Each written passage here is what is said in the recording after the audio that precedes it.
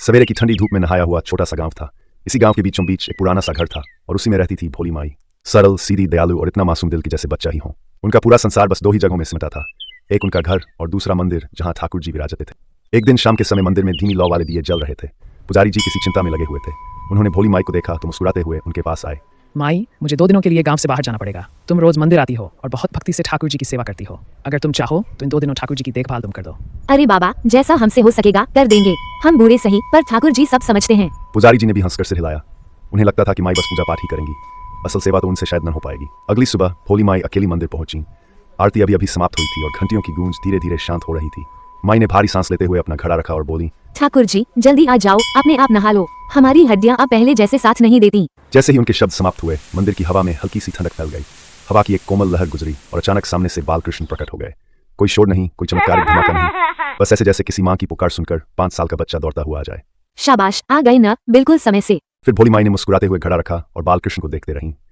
उसी समय कृष्ण ने स्वयं पानी उठाया और खेलने वाले अंदाज में छोटे छोटे हाथों से स्नान करना शुरू कर दिया। भोली माई ने दोपहर को साधारण सा भोजन बनाया। मिट्टी के चूल्हे पर खिचड़ी पक रही थी, घी की खुशबू फैल रही थी।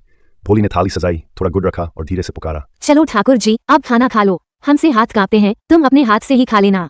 बालकृष्ण खिलखिलाते हुए आए और दोनों हाथों से थाली में बैठकर ऐसे खाने लगे जैसे उन्हें अपनी दादी को राजी करना हो। भोली माई उन्हें देखती रहीं, उनके चेहरे पर अपार स्नेह था। अच्छा बच्चा, सब खुद कर लेते हो। 2 दिन ऐसे गुजरे कि भोली माई को लगा जैसे जिंदगी भर यही काम करती रही हो। सुबह कृष्ण खुद स्नान करते, खुद तैयार होते और माई बस उनके लिए भोजन बनाती। रात को जब मंदिर का सन्नाटा गहरा हो गया, भोली माई ने धीमी आवाज में कहा, चलो बेटा अब आराम करो, बहुत खेल लिए तुम। कृष्ण शांत भाव से छोटी सुनहरी शैया पर लेट गए। भोली माई भी वहीं बैठी और सिर दीवार से टिकाते ही नींदी होने लगी। देर रात तक दीपक की लौ केवल 2 ही चेहरों पर पड़ रही थी, एक भगवान का और एक भगवान के सच्चे प्रेम की थकी हुई दादी का। तीसरे दिन जब पुजारी लौटे, उन्होंने माई को मंदिर के दरवाजे पर बैठे देखा। माई के चेहरे पर थकान तो थी पर मन में एक अजीब सा सुकून भी। माई, सेवा ठीक से कर ली ना आपने? सेवा क्या बाबा, हमने तो बस भोजन बनाया, बाकी सारा काम तो ठाकुर जी ने अपने आप कर लिया। पुजारी चौंक उठे। क्या मतलब? उन्हें विश्वास नहीं हुआ कि माई जो कह रही है वह सच भी हो सकता है। पुजारी ने मन में निश्चय किया कि वह आज खुद देखेंगे कि माई की बातें सच हैं या नहीं। अगली सुबह माई ने फिर से पुकारा, ठाकुर जी जल्दी आओ, नहाने का समय हो गया। दीवार के पीछे छुपे पुजारी ने अपनी आंखों से देखा कि बालकृष्ण मूर्ति से जैसे अलग होकर बाहर आए और बिल्कुल एक छोटे बच्चे की तरह स्वयं स्नान करने लगे, वस्त्र पहनने लगे, माथे पर चंदन लगा रहे थे।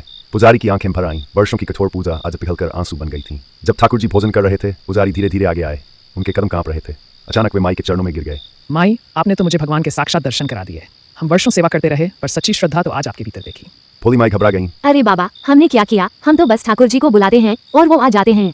पुजारी की आंसू भरी आंखों में भक्ति का नया जन्म हुआ। अगर ये कहानी आपके दिल में उतरी हो तो लाइक जरूर करें, कमेंट में लिखें सच्ची भक्ति सरलता में है और चैनल को सब्सक्राइब करना न भूलें।